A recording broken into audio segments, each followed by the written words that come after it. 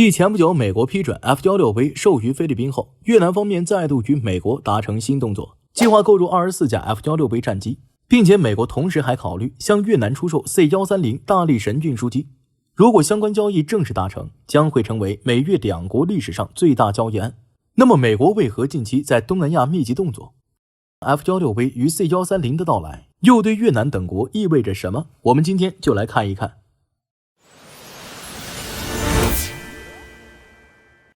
首先可以毫不夸张地说，这次美越意向交易的开展完全是一次里程碑事件，因为越南空军此前长期以来俄系战机，就目前来看，其空军装备有35架苏30以及30多架苏22战机，他们已经是越南空军的王牌与主力。然而由于战机采购年代较早，这批战机都出现了不同程度的老化，这就带来了维护成本上升与飞行安全性下降的问题。例如2023年初，就有一架苏22战机在越南广南省进行例行训练时坠毁，也正是在同一年的年底，又有一架亚克130教练机于平定省飞行时遭遇了空中故障并发生爆炸，好在2名飞行员及时弹射逃生。而越南方面也不是不想做好战机保养，只是随着俄乌战争的爆发，俄罗斯国内的军工产能全部服务于作战，俄制的战机零部件越来越不容易取得。截至目前，越南至少已经停飞了14架俄系战机，这对于规模本就不算庞大的越南空军而言，显然是无法接受的。因此现在的越南如果能够采购到 F-16V 这款最强自带机，不仅能够实现空军装备的更新，也能获得更为稳定的武器保养与维护。就算川普要打关税战，也不会干涉美国看中的军火生意。况且越南购买美国战机的行为本身也就是在减轻美国的贸易逆差，这也正合川普的意思。有的朋友看到这里可能会问，越南是共产党执政国家，也不像菲律宾那样是美国盟友，怎么美国就突然愿意出售战机了呢？其实自2016年，美国就解除了对越南长达数10年的武器禁运，两国军事合作自此逐步升温，只是此前并没有重要的大单成交。同时根据消息人士透露，越南最开始感兴趣的美国装备其实是 P3 猎户座海上巡逻机，因为这是一款侦察潜艇的利器，对于越南这样拥有漫长海岸线的国家至关重要。也正是在谈完 P3 反潜巡逻机后，越南后期才开始对 F-16 战机感兴趣，并且这里还有一个小插曲，那就是美国原先没有明确表示向越南出售 F-16 究竟是哪种型号，但越南方面倾向 F-16V， 这很有可能是受到之前美国批准 F-16V 进入菲律宾的影响。既然菲律宾都有了，那我越南肯定也要有啊！不论是在东南亚还是在印太战略中，越南的地位肯定都不比菲律宾差。不过要说美国对东南亚国家军售态度的转向，那也的确是从菲律宾开始的。毕竟从政治背景来看，菲律宾长期以来是美国在东南亚的盟友，此举能够强化在该地区的军事存在，也维护自身的战略利益。反观越南，虽然也是美国后续的深化合作对象，但碍于两国不是盟友关系，越南即使能够拿到 F-16V， 在整体军购规格上也很难与菲律宾看齐。按目前放出的消息来看，菲律宾计划采购20架 F-16V， 总价已经高达 55.8 亿美元，越南则打算购买24架 F-16V， 可售价却只有大约12亿美元。越南采购的战机数量更多，总价却反而还要低于菲律宾。出现这种情况呀，很可能是因为越南只能拿到裸机，而菲律宾方面却能拿到更多的配套装备。根据 55.8 亿美元的总交易额来看，菲律宾的 F-16V 大概率会配备先进的空导弹与精确制导武器，以提升其空战和对地打击能力。越南的 F-16V 只要航电系统不缩水，本次采购就算是成功了。此外，越南还想追加采购 C-130 运输机，这将大幅提升其战略投送和后勤保障能力，与 F-16V 形成协同作战优势。不仅如此，越南与菲律宾的采购价格差异背后，可能还存在技术转让因素。美国或许将为菲律宾提供一定的技术转让，或者是希望通过向越南出售战机来换取一定的技术合作机会，从而降低与越南的交易成本。并且目前可以预见的是，一旦越南与菲律宾两国都能拿到 F-16V， 就能与邻近的台湾形成三足鼎立的局势。但其实两国的 F-16V 机队在规模与后期运营上还是很难达到台湾空军的高度，这又是为什么呢？我们下面就来聊一聊。首先，正如我们前面提到的那样，越南之前是没有自己空军装备体系的，基本上都是采购俄系战机，因此越南空军中从飞行员到技术人员，没有一个人懂美国的战机系统与保养要领。即使后面交易案正式达成，美国为越南空军提供一定的培训服务，越南空军也很难在短时间内将 F-16V 运用与保养做到与台湾同一水平。就目前来看，越南岘港的苏30 Mk2V 大修厂已经是其国内比较先进的战机维护基地，能够给苏系战机完成发动机更换以及雷达升级等深度维护工作。但要是换了 F-16V， 情况就完全不同了。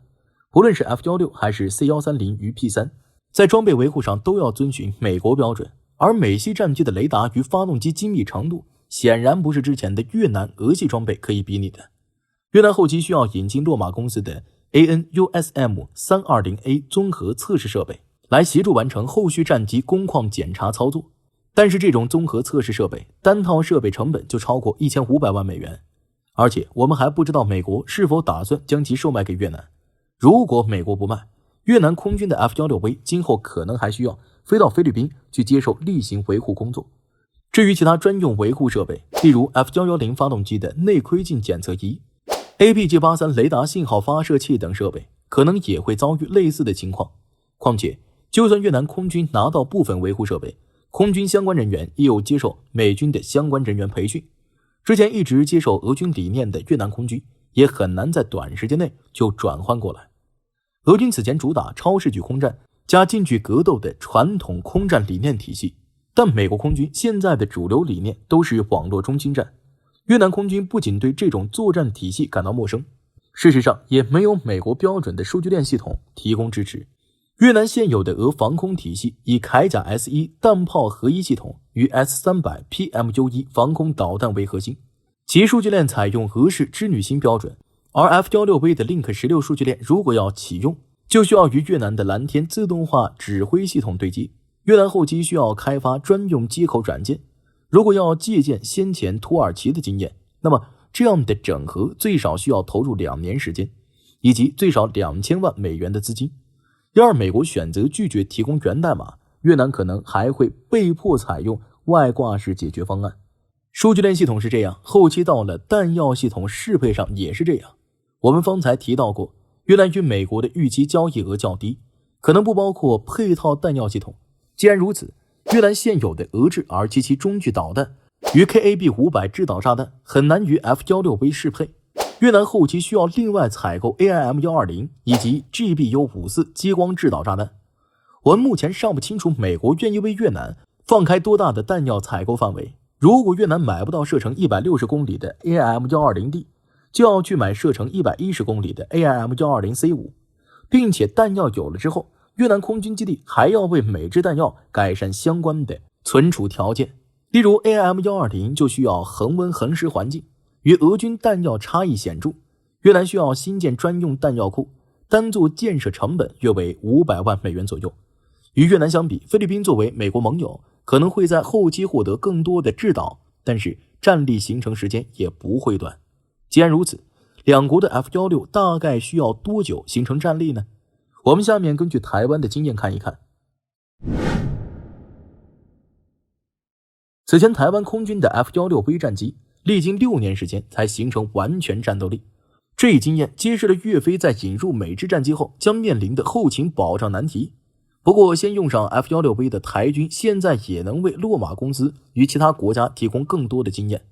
因此越南与菲律宾将战力完全形成的时间缩短到4年左右也不是没有可能。而这4年时间无疑是值得的，因为 F-16V 等美系装备的到来能够大大提升越南与菲律宾空军的实力。对于菲律宾而言，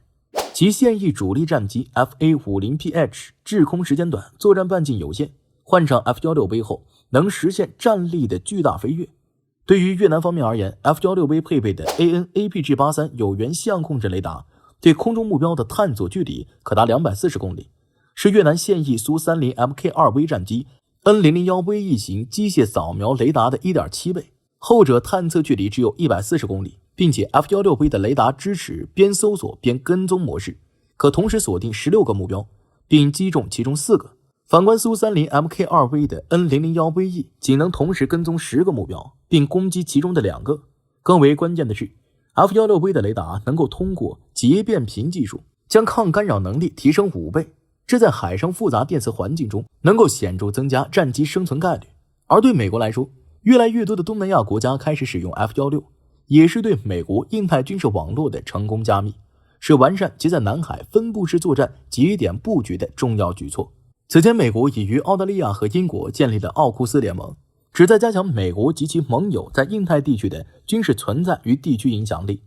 而此次军售进一步加密了美国的印太军事网络，因为菲律宾拥有9个美军基地，这些基地与 F-16V 战机相结合，能显著增强美国在南海东部的军事威慑力。越南的金兰湾具有重要战略地位，若美国与越南的军事合作进一步深化，金兰湾在与菲律宾美军基地联动，将形成对东南亚地区的全方位监控和控制。越南 C-130运输机的快速部署价值也不容忽视，其能在短时间内将人员和物资投送到指定区域，使美国在印太地区的军事行动更加灵活高效。至于越南本次与美国的交易究竟能够带来多广泛的影响，也欢迎大家在评论区发表看法。我是大兵，我们下期节目再见。